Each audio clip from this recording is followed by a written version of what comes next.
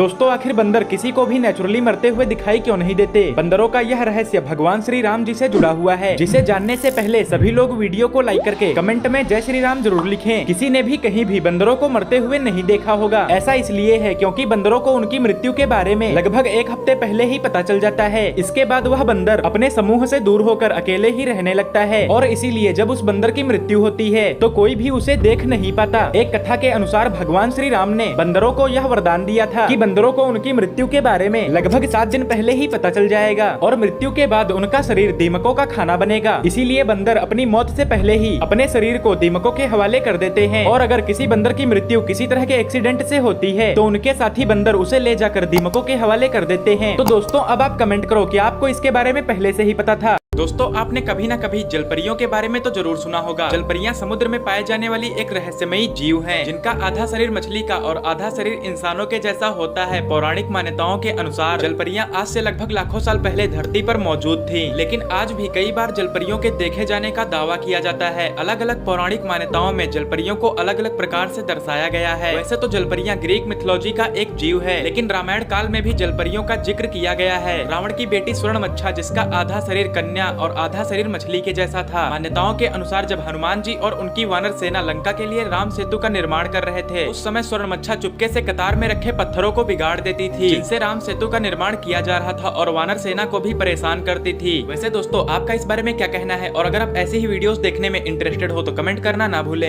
दोस्तों आखिर माता गंगा ने एक माँ होकर अपने ही 7 पुत्रों को नदी में क्यों बहा दिया? माता गंगा का विवाह शांतनु नाम के राजा से हुआ था। जब माता गंगा को पहले पुत्र की प्राप्ति हुई तो उन्होंने अपने पुत्र को नदी में बहा दिया, जिसके बाद उन्हें दूसरे पुत्र की प्राप्ति हुई, लेकिन माता गंगा ने उसे भी नदी में बहा दिया। इसी तरह उन्होंने अपने 7 पुत्रों को नदी में बहा दिया और यह बात जब राजा शांतनु को पता चली तो उन्होंने माता गंगा को अपने 8वें पुत्र को नदी में बहाने से रोक लिया। और जब राजा शांतनु ने माता गंगा से अपने पुत्रों को नदी में बहाने का कारण पूछा तो माता गंगा ने बताया कि उनके यह 8 पुत्र पूर्व जन्म में वसु थे, जिन्हें एक श्राप के चलते पृथ्वी लोक पर जन्म लेना पड़ा और माता गंगा ने उन्हें श्राप से मुक्ति दिलाने के लिए नदी में बहाया था। माता गंगा के 8वें पुत्र भीष्म पितामह थे, जिन्हें श्राप से मुक्ति नहीं मिली, जिसके कारण उन्हें पृथ्वी लोक पर अपना जीवन व्यतीत करना पड़ा। तो दोस्तों सभी लोग वीडियो को लाइक करके कमेंट में जय माता गंगा जरूर लिखें।